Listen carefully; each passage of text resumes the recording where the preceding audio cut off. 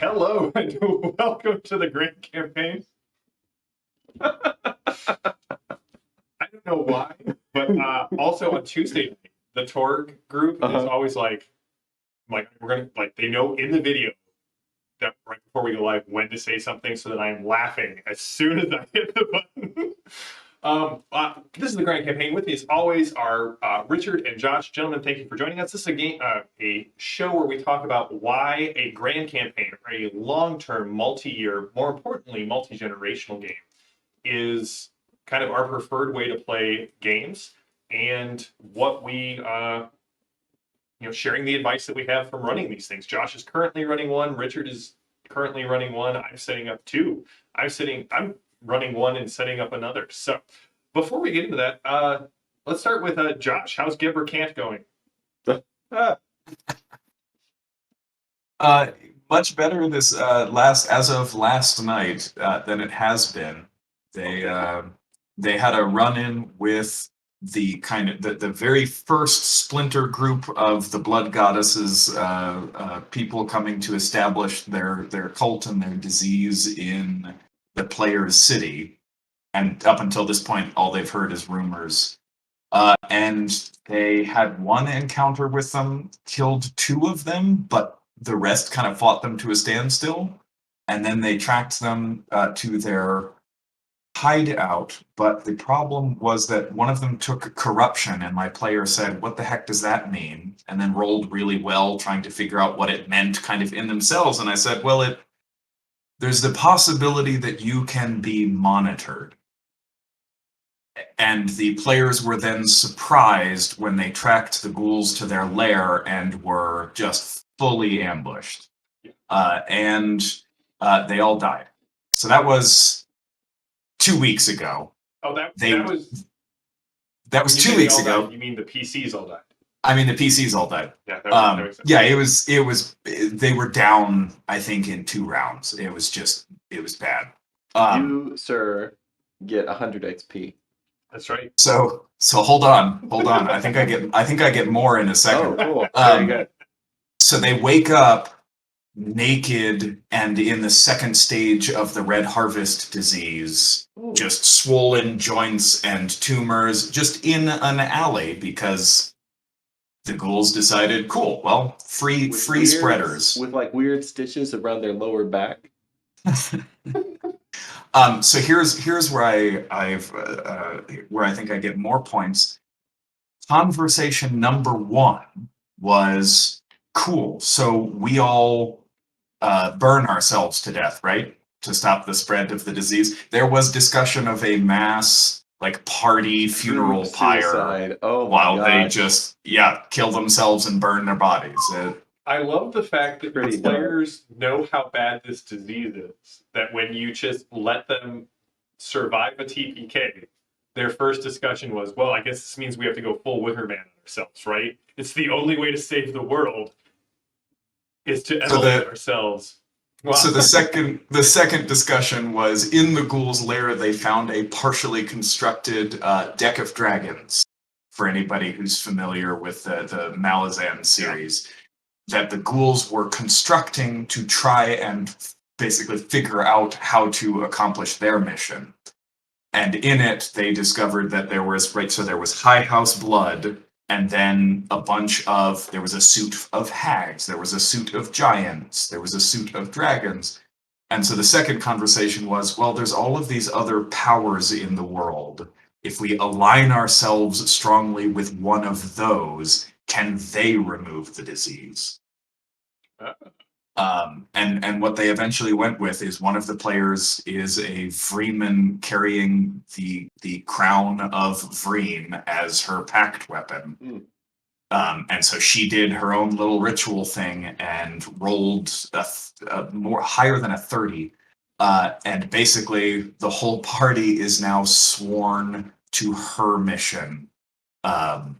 And they've all got a little bit of warlock ability now, and they are no longer diseased. But there you go. They're also sworn to be allied with an enemy of their own home culture. So it's exciting. Awesome.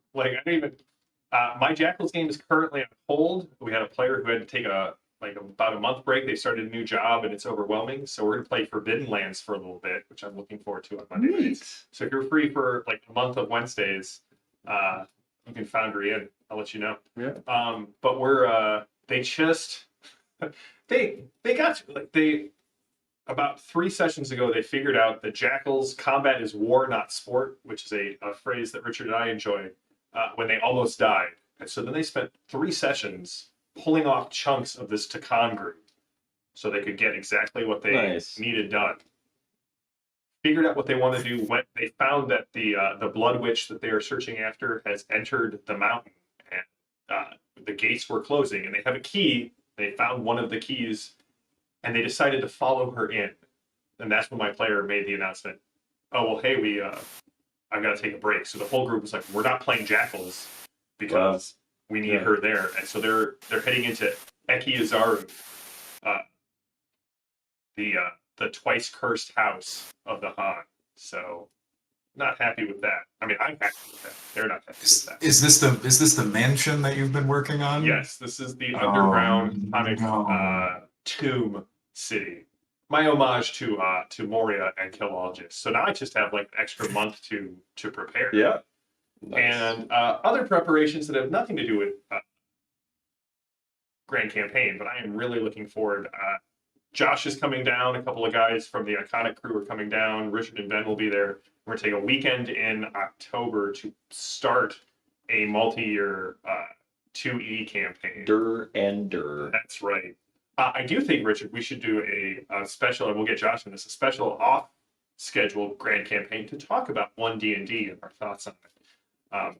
I figure the rant alone, Josh and I could just drink and watch you. So how are your games? Yes. First of all, they're not games; they're human improvement engines. They are. How are human improvement engines going? Really well actually. So I have been ramping up for several weeks as my. So I was running Emboria, and then that campaign kind of came to its natural conclusion, and so we were sitting around and saying, so what do you guys want to play next? And they were all like, well, we would like to play Emboria, please. And I said, okay, so we're just going to pick up a year after the earth-shattering, history-changing events of the previous campaign, and now you guys get to deal with the consequences of your actions. So I've been spending. We took a little time off because I had some international travel over the last couple of months, and so while I was doing that, while I was traveling, I was prepping Emboria stuff like mad, and so we actually this last Monday we got into our first session, which was really awesome. It was really fun. We had a couple of new players that kind of came in because we had some people that had to drop out because of life things, and so I wanted to get the numbers back up. I always like to have a big party, a big crew to start the campaign because people will always kind of have to leave for various reasons, and eventually you get down to like your core 4 or 5.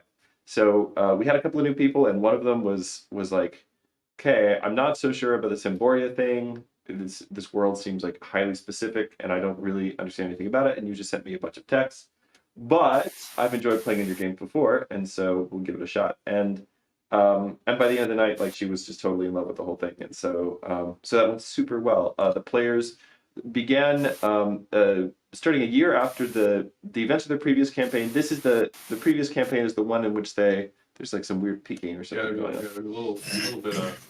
Yeah. Static. Apologies for that. That's okay. So the previous campaign is the one in which they shattered this anvil that had the ability to sort of manipulate time in a localized way, but they shattered it in a way that just like revised the timeline for everyone, and they were the only ones who remembered the way things used to be. And so the climax of the campaign was them trying to put the anvil back together and go back to the first moment of creation and ring the anvil again so they could sort of undo it, but they weren't able to get all of the anvil pieces together.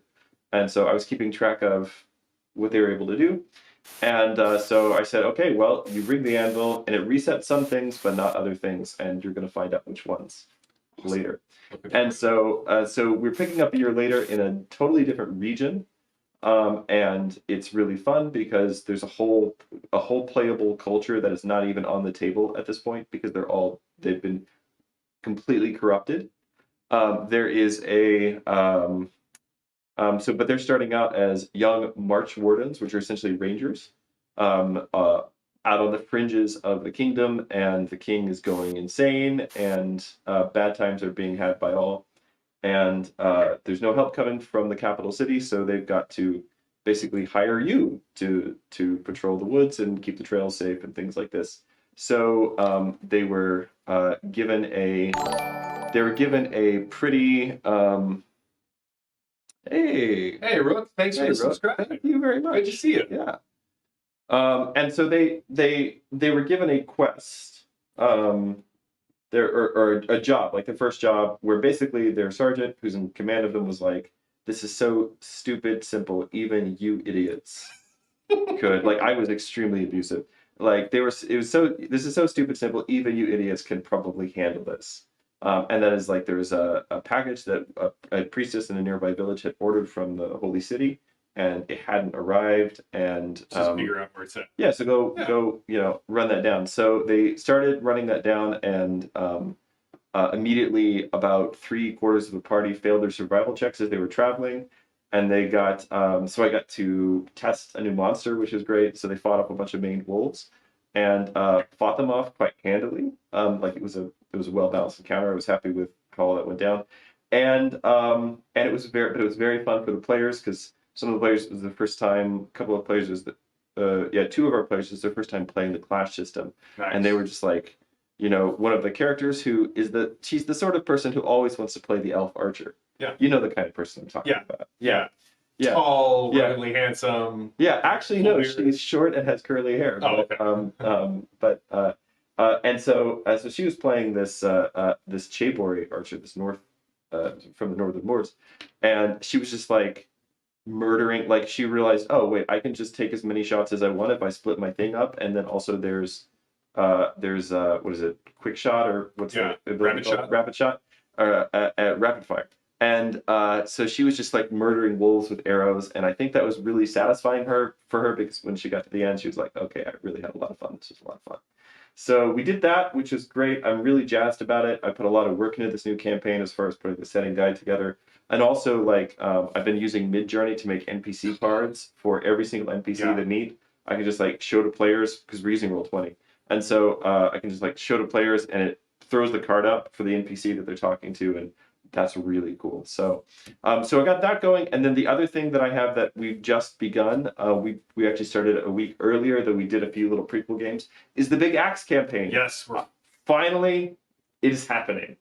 The Big Axe campaign, like, which is, for people to know, it's a version of. Hold on, let me make sure that was okay.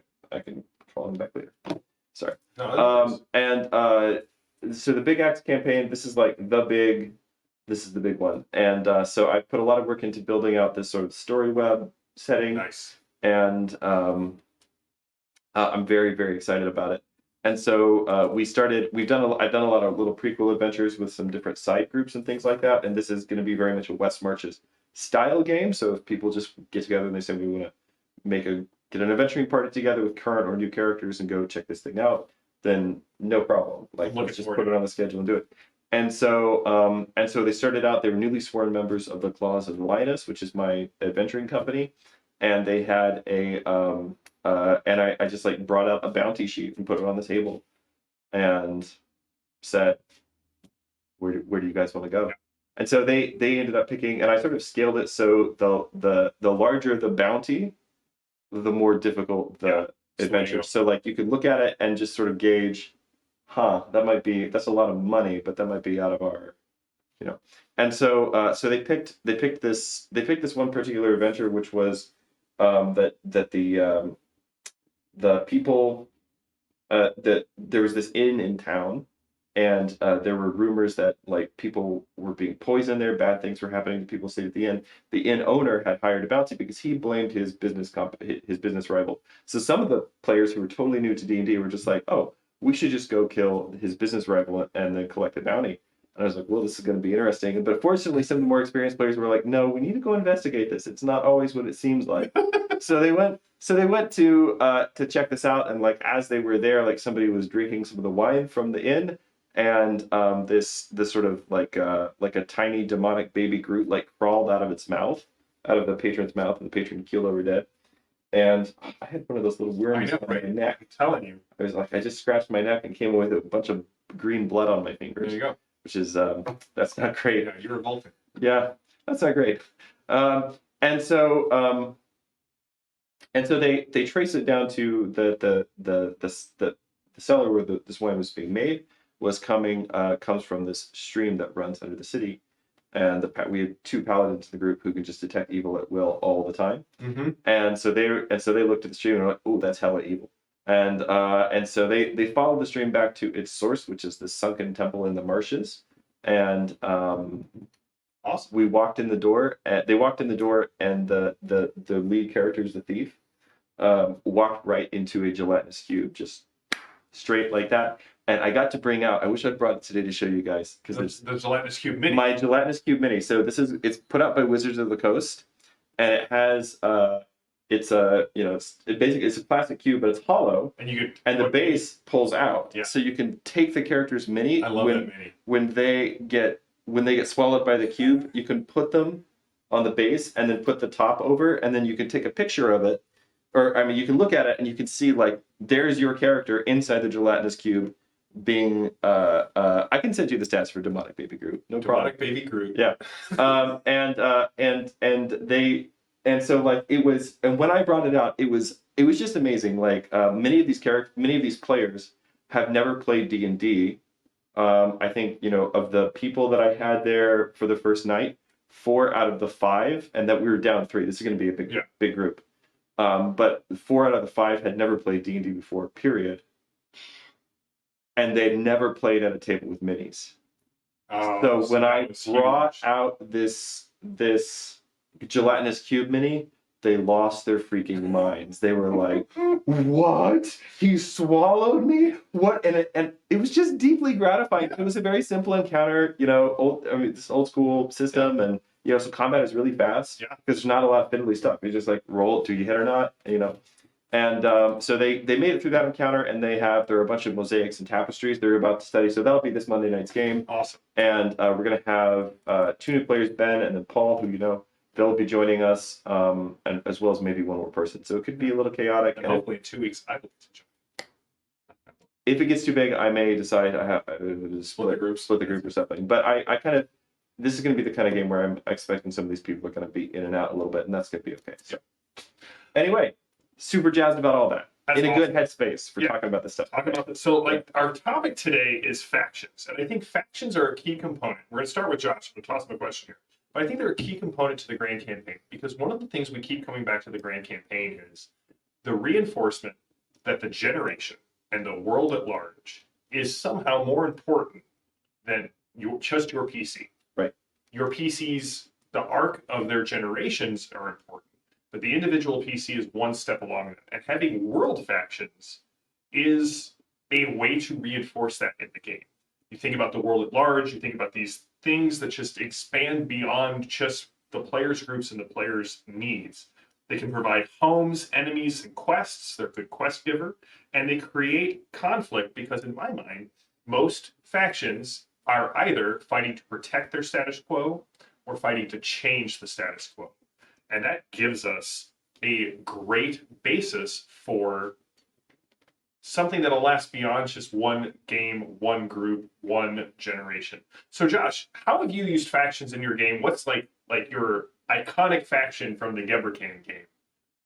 And still, JD, when you're watching this, we got to come up with a Gebrikant T-shirt to put on Redbubble and Josh. Just sign it like Josh. I think all of my players would wear that every time. Sorry, Josh. Today we just Gebrikant. We Gebrikant. I think factions is something that I struggle to kind of tear out because I have very clear in my mind world factions, and at the moment that's the Vreeman Empire, which sits at just kind of the center of the whole continent, and then the forces of the Blood Goddess. Because until her ascension, almost everyone's goal was maintain the status quo. Everything is too risky, and we're coming out of centuries of war that followed kind of the discovery of lichdom and all of the wizard conclaves in the world going to war over that, blowing most of the cities apart. Then those battles went out into the wilderness where it was just liches fighting other liches and occasionally trying to come.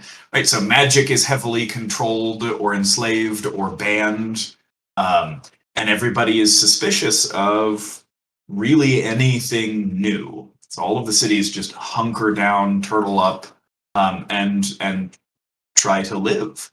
Yeah. The only exception to that prior to the ascension of the Blood Goddess was the Freeman Empire, which has this kind of mandate, the last words of the last emperor who died killing the first Lich, ending the Lich Wars, hundreds of years ago, is that there's going to be a second breaking, and it's coming.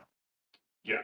And only the Empire is trying to do anything about it. The idea is, look, the last breaking destroyed, the Striathi, right? The great empires of the past, and we're just a bunch of isolated cities. If there's a second breaking, we're doomed.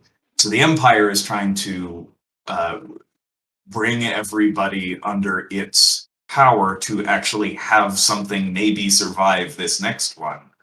And then the Blood Goddess. Yeah, go ahead. I was going to say, you also have that faction in the Freeman Empire of the, what's the adventuring guild called? Yeah, the Myth of Honor. Yeah. Yeah, I think so. So what I struggle with is I think I've got some really cool, at least in my mind, right, these big factions that are that have world plans. It's the smaller ones that I struggle with to get players to interface with, because you can't start out with, hey guys, there's a cosmic faction, you should get involved, because that's the central conflict in the world. I'm running a sandbox, right? So they need to be able to go wherever they want. I think it's the smaller ones that I struggle with, because like the cities, the guilds themselves are not interested in risk. And my players are very rarely willing to prove themselves. They want no, look, like, what's your big exciting thing? Let us try that. No, we don't know you. We're not giving you those resources. Right. Yeah, right. Come back when people have your name on their lips. Yeah. That's and so I've always struggled to try and to figure out how to make those smaller factions, I think, more appealing while still having them fit within my world building. So I think that's what I would be interested in hearing from you guys, how you guys have done that. Yeah, Richard, so you wanna run off with this one? sure. So first of all, I think that two things. One is I think it's I don't want to say a mistake, but like I would never give my players access to more than about 3 factions at any given point in time. So which can be like it can be sort of a rock paper scissors kind of a situation, or it can be you've got these 2 factions that are opposed to each other, and then a third faction that is a wild card, right? So this is, the point of this is that if you give your players much more than that, they're not, like, at some point they'll sort of zone out and they'll just focus on like 1 or 2 things that are important to them. And so then what that means is like they'll be overwhelmed by the complexity and won't really engage with the different factions. So then within this, I'm a really big fan of what I'll call, for lack of a better term, like tiered factions or nested factions. So you have, like here's the I don't know, the Cosmic Order of Invincible Wizards, right? And they're the ones that are like, they're dealing with, like the big stuff, right? The Beholder Prime is coming through the Beholder Gate, and it's going to be real bad, right? Does that have the Beholder Matrix of Leadership, Beholder Prime? Yes, yeah. Well, and it's because it's. I hope someone in the chat got that one. it's easier for hold on a camel to pass through the eye of a beholder than for the beholder pride to cut through the beholder gate. Yeah, That's fair. So That's why you just need to breed smaller camels breed smaller and bigger, camels, bigger beholders. beholders. Yeah. So yeah, so you've got you know so you've got a group, they're involved with a really big cosmic thing, right? But then there's smaller stuff that feeds up into that, right? But the Cosmic Order of Invincible Wizards, they're busy doing wizard stuff, right? And so they need Invincible wizard stuff. Very important distinction.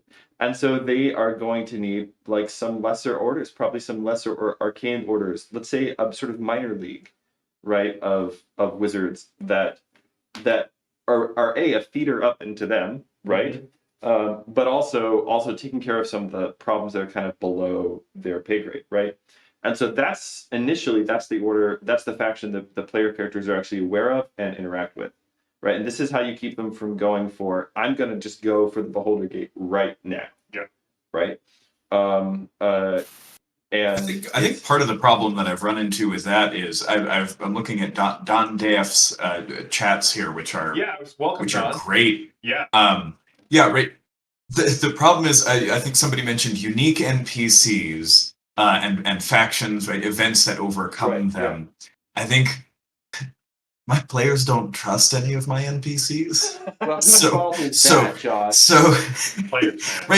they go to the Myth of Honor and they're like, hey, we're interested, and the guy explains it to them, and the players go, no, we're not in there.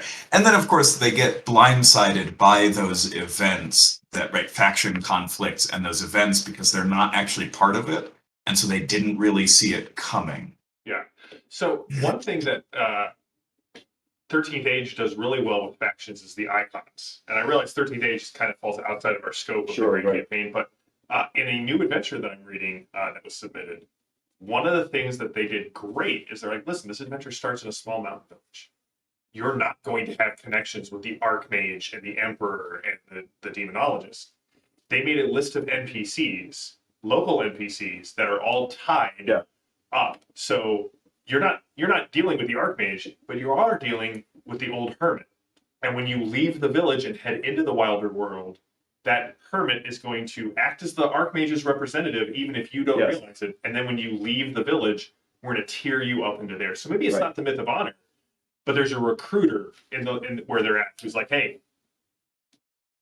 they don't know it yet, but when they get ready to leave, you're like, hey, when you get to the city, go check out this guild. I'm a part of it. We've got so I think, as Richard said, I think of like Russian nesting dolls. Yeah.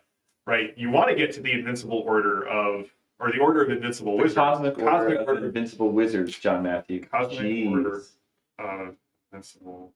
I like Rook Cats, the not quite so good as the above order of minor magi. Yes. Right. Well, okay, yeah. So this is exactly what I do. Is that you give the players an NPC, like a person that they can tie into, and they form a relationship with that person first, and then only then do they find out, actually, this person has been initiating me into kind of a larger world, right? Which, if you look at,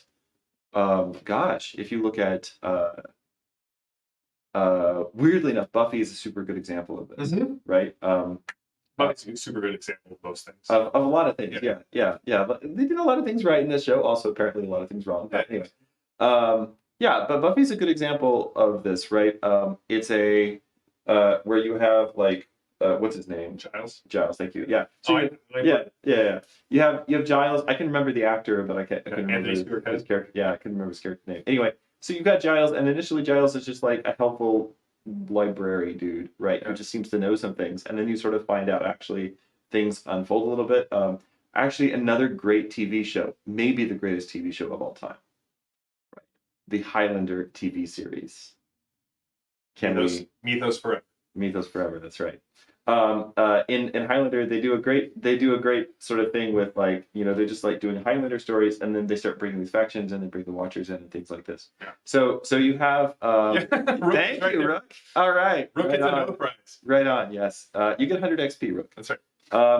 And so Yeah, so you start by forming a relationship with a person, and then you can reveal over time that this has sort of initiated you into a faction. So in my go Even ahead. in like let's go a little bit broader. I know you're a fan of the Elder Scrolls Online Yes. that does something very similar. I'm going to go back to Skyrim, where you are on your way to a execution, and then you have to decide who's going to help. Which guy am I going to help? Right. And then as soon as you get through that initial thing, that guy says, "Hey, why don't you go here? We'll get you some gear." Right. And then once you're there, you're getting pulled into either the Stormcloak Rebellion or the Imperial, and so it sort of takes you from a person Right. to something, a group, and then feeds into the faction. Because I think I mean, Josh, I've got players who are suspicious of anything that talks to them in my games, and I'm like, Who hurt you? John Matthews that's right. hurt you. That's right. what it is. Well, that's- probably That's the funny thing is my sketchiest NPCs, the ones that you always definitely the one that shouldn't people- trust and are definitely lying to you. My players go, "Oh yeah, fantastic. Right? We like this guy. What are you talking about? He's actively betraying you and you know it." It's the same thing. Like he was just trying to scratch my back with that dagger. It's okay. girls. It's like girls in high school want to date the bad guy. Like it's the same kind of a thing, right? Yeah. So I think that. Thank you, Rook. So I mean, I've definitely done lots and lots of faction play in my in all of my campaigns. Mhm. Like I always run very political games. What's interesting is that I almost never name factions. Mhm. I just talk about people in terms of their allegiance to a certain person. So like in my One Ring RPG campaign, I didn't have like a faction that this is the faction that Modred, who wants to be the overlord of the Whitmen. You know, I just said, yeah, this particular chieftain is he recently married Modred's niece, and the Yeah. player's like, oh, That snap, means that something. mean, yeah. And so like communicate that to them in that way, because I think it takes that that personal relationship thing we were just talking about, but you can make that the way that, I mean, this is the way that historical factions actually bound themselves together. There were trade guilds in the Middle Ages, for instance, but they were and they would be very powerful in certain cities like London. But typically speaking, the way that factions in the Middle Ages bind themselves together is through marriage alliances, through political appointments, through clerical appointments. Sorry, Don has been putting some great stuff in the chat. Maybe he should give his players more blatantly dubious NPC context. Yeah, definitely. Yeah. But we'll come back to some of his other comments because he hit all of the things that why factions are important. Yeah. So sorry. Yeah. So anyway, that's all to say. Like I like to think of factions in terms of like webs of relationships that the players can move along, and they can strengthen them or weaken them, because it gives a very natural. Then that creates a very natural map for what if I want to take this faction down. Yeah. Like what if like I don't like the Cosmic Order of Invincible Wizards, right? Well, what are the things that are binding them to each other? What are the things that are binding them to the beings that give them their power? What are the things that, you know? And so instead of just saying I'm gonna like show up at their, you know, their place and like try to kill a bunch of invincible wizards, that may not go well for you. Instead, try to say like, what are the things I can do to undermine and break down the relationships that connect this faction together? And similarly, that also gives a very natural progression for how should player characters build their own factions. Yeah. One tool that I like to use for these that has nothing to do with any of the games I'm actually running, but it's such a great tool. I ripped it just whole cloth out of Night's Black Agents, which is a spies versus vampires game. They have two different pyramids. They have a conspiramid, which is you build your conspiracy from the top down, and you have like a local level and a city level and an international level and then the top. But they also have a suspiramid, which is how you build a faction and what links to each person. And if you can download those for free, we'll put them in the show notes from Pelgrane. And you fill these out. You have a conspiracy and you have a faction suspicion guide. And it's.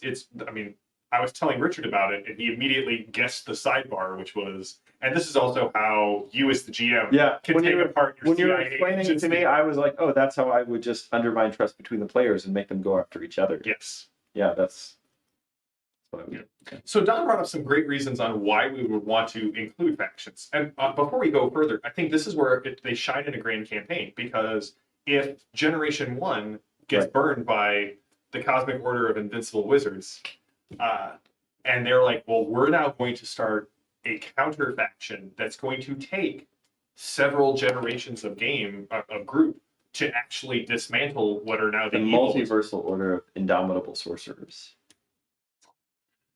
Richard's primary inspiration for this, I'm assuming, is Jack Kirby. This is as in all things. Yes. All praise Kirby. So Don brought up some good things. Why would you want to include factions? They can provide things that your individual players cannot hope to gather by themselves. Information, context, technology, magic, resources, education, and reputation. These are all things. So when creating factions, I have a list that comes from a book whose name I have it in my resources, but not in the outline.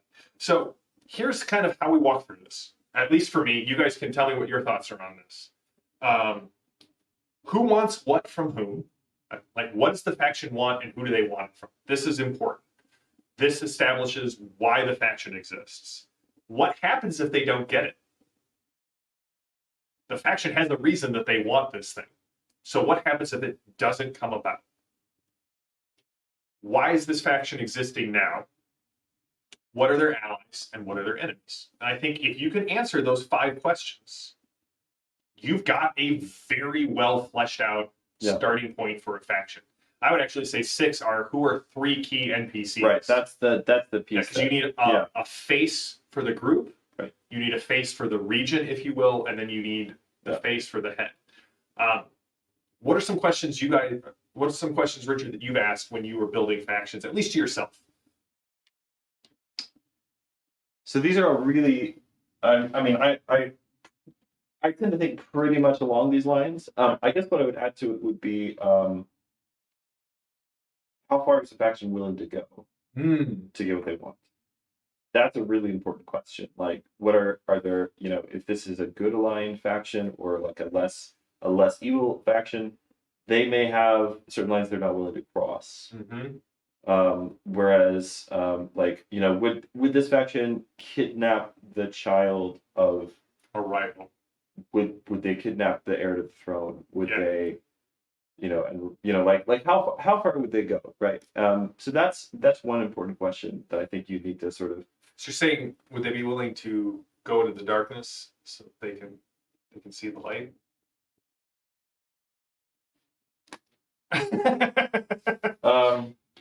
Yeah. So the camera comes right up. I know. Yeah. So like, what's the faction willing to? What are they willing to do? And then what Don says, like, what holds them together? Yeah. What is making why would these people work together, especially if they're evil? Like, why do evil people work together? Like, typically speaking, evil people are selfish. So what makes them sort of set that aside, or at least set it aside enough to work together and to cooperate on something? So. Don, I love this idea of building a multiverse where all the worlds have their factions and road factions fighting over resources, but that is a big puzzle. It is a big puzzle. That's fantastic. Yeah, that might be a lot for a player group, but if you just give yourself a little time and let it unfold. Yeah. And that's the thing. Bite-sized chunks. Yeah. When I was running my Dark Eye game, by the end of it, they started off very simple. Go to the castle, help ensure that the warring kingdoms were able to meet. Right. Yeah. And so it started off with that, very simple. And then, like, every 3 or 4 sessions, they discovered a new piece of the puzzle. By the end of it, my group had a wall with a conspiracy board with, like, all the people on there. It's all connected. It's all connected. What strings do I have to? And, like, that's what you want. You want at the end of them to, like, give them enough twine on their conspiracy board that they wrap themselves up and choke themselves. But if you give them the whole ball of yarn at first, they just bat it around and it falls off the table. Man, so Don has a really good point here too, is distance, right? Geopolitics makes sense in the real world because it takes energy and whatever, but a multiverse doesn't really have true distances and fights over territory. Yeah, so this is, this is one of the great things about running a more grounded campaign. Like, I tend to run like more lower magic grounded kind of worlds with lots of distances, and overland travel is really important. Right? Yeah. Part of the reason for that is that, like, the map of Europe has basically like fallen the way it has for particular reasons, and a lot of those reasons are geographic, and we're in this weird place in the world now because we've sort of like gotten rid of that. You can be anywhere in the world in less than a day now, and that so like it's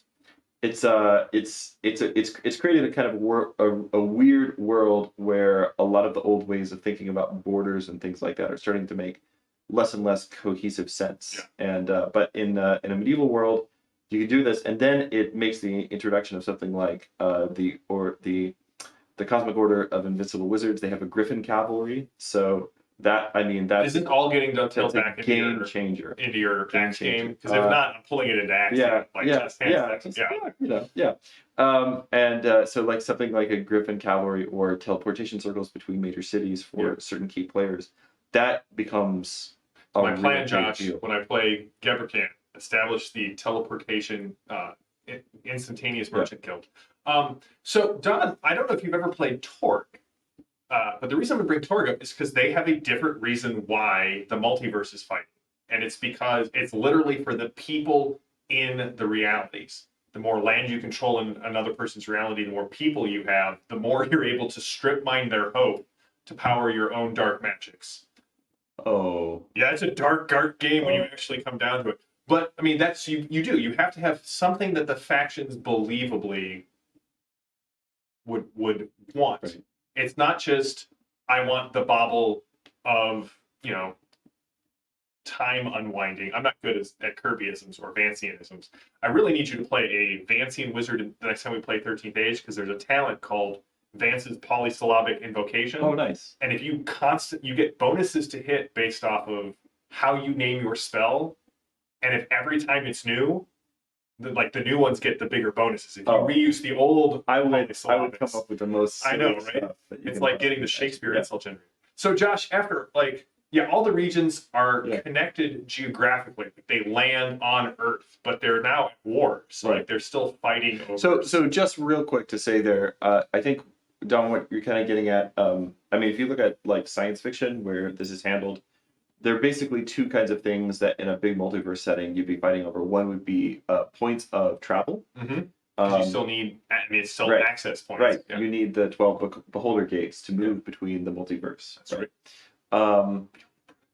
Yes, people do pry. And then the other is scarcity of resources. Yeah. He's got the touch and the power. Yeah. 80s Transformer movie? No? Okay. Josh! So, having talked about older, it's the thrill of the bite. What are your thoughts having kind of I realized one of the things that you and I talk about kind of often is that while you are running kind of your second or third part of your grand campaign in Geberkan, it's still sort of a new experience for you. And as you said, hey, here are some things that we were talking about. I'd love to hear your thoughts on them. Can we answer them?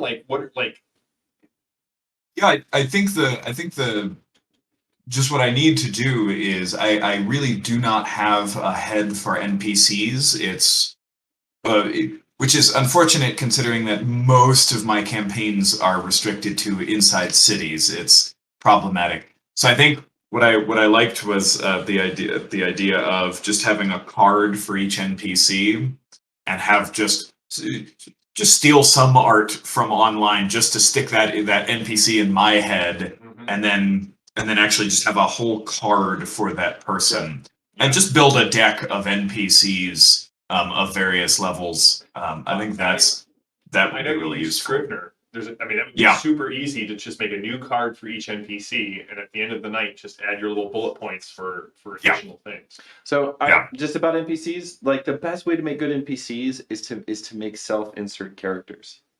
And I'm like, this is very terrible writing advice, but it's great GMing advice. If you think about, man, I really wish I could play this rogue, and this rogue is a son of a beholder, and he's really tricky and all this different stuff, but he's got a weakness for orphans because he's an orphan as well. Yeah. And one of the PCs is, just come up with, here's a character I would like to play. Mm-hmm. This is your chance to play it. Don't forget, GMs, you are a player. Yeah. Right? And And so make the characters that you would want to play, and then figure out where they situate in the world. Typically speaking, my NPCs like have their own little lives and side adventures that only exist in my mind, and they just get referred to. And that's more fun for me. But it also like when the players come across them, like, oh, this character is a real person, and they've got other things going on than just like being here so they can sell me potions of Beholder Sight. That's right. Yeah. Man, that's so much fun with 2E. It's gonna be amazing. Yeah, I do that as well. And then there have been actual times where a faction war has broken out. My players have not done anything with it, so I take the two beloved characters and I roll out their own combat, and then I get to play a little side game of D&D myself. In fact, I do little side games of Domains at War to figure out how like mass combats go. oh yeah. Like this, like drawing out the Yeah. map. Yeah. Just for Josh, because he brought up Malazan earlier. I don't know if you know this. This is big spoilers for Malazan. But in Toll the Hounds, you know the big fight in Toll the Hounds? At the end? I do not have the titles of each book firmly in my head, so which fight? Book 8, where a god and the ascendant of the Tistiandi, the god of death and the, I'll just say the names, Animander, Rake, and Hood, fought. Right. Oh, yeah. Those were both characters. It had that flavor. And do you know how Erickson decided who won? He rolled it out. He had no clue who was going to win in that fight. So as a novelist, he rolled it out. See who won. Fun. Yeah. Oh, man. Yes, Don. So we do use Suede.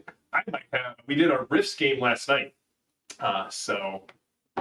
Which was a ton of fun. Savage Worlds Rifts is like the best version of Rifts. I'm just going to toss that out there. Well, any final thoughts on factions before we wrap up? Because I feel like we nailed the topic down pretty well. Yeah. Like the I was just going to say immortal question. wizards we are. Oh, no, go ahead. Cosmic Order. I was just going to say one other question that I do like to ask about factions is how did it start? And who started it? And how did it get to where it is now?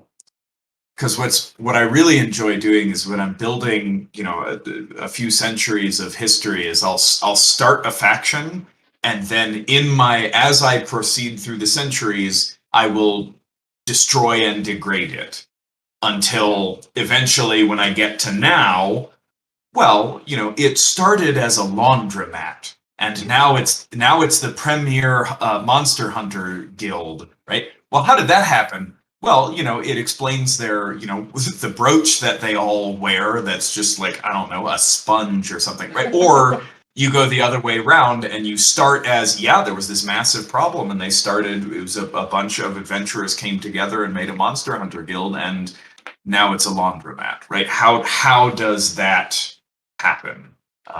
So but I think that's one of my favorite questions to ask. So that is a really good that's a really good insight, and that kind of brings me to something that was in my mind just now, which is so in the Middle Ages, when they said, hey, we'd like to build a new cathedral, right? Everyone who started work on the cathedral, the people who laid the foundations, the people who drew up the plans, etc., like that, none of those people would be alive to see the finished product. In fact, probably their children that they also trained to build the walls and design the arches and do the stained glass would not be alive to see the finished product of the cathedral. It was probably only in their grandchildren or sometimes their great-grandchildren's time that they would see the completion of this project. And when we talk about the Grand Campaign, what we're really talking about is building a cathedral in your world. But what I mean by that is the players should be given the opportunity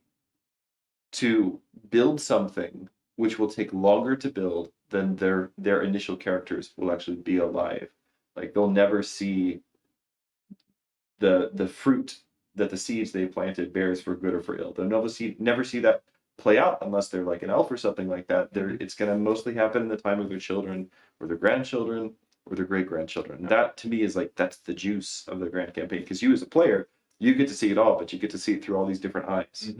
And this is where faction play really comes in together. And this links back what Josh just said to something you said earlier about how the factions allow players to commit their to like commit their time and the resources, their energies in a focused way over time. And it's important to keep in mind that a faction doesn't have to be a cosmic order of invincible wizards. It doesn't have to be a particular guild or something like that. A faction can be as simple as it's a village, it's a town, it's a kingdom, it's a duchy, it's a family dynasty that your family has served for generations, right?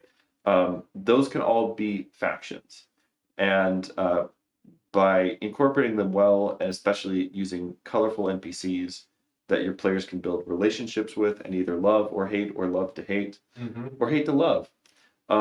Like all those, all those different things. That is a really important piece for me of how I build in the kind of the multi-dimensionality, the layers into a grand campaign.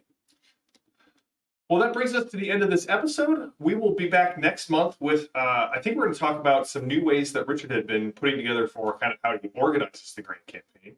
Yes. So we'll talk about that. You and I'll get the outline knocked out. So thanks to everyone. We will be back in a month. Check out all the other great shows we have in the Iconic Production channel. And you can find Richard at the Ahmed Sewell podcast and Universal History, and that's about it right now. I also have a YouTube channel, and I've been doing some things about some of my fantasy fiction. You know, just like look up Richard Rohlin on YouTube. Awesome. Everyone, Josh, thank you, and Richard, thank you as always for coming together and chatting about this. And we will see you all in a month. Have a good one.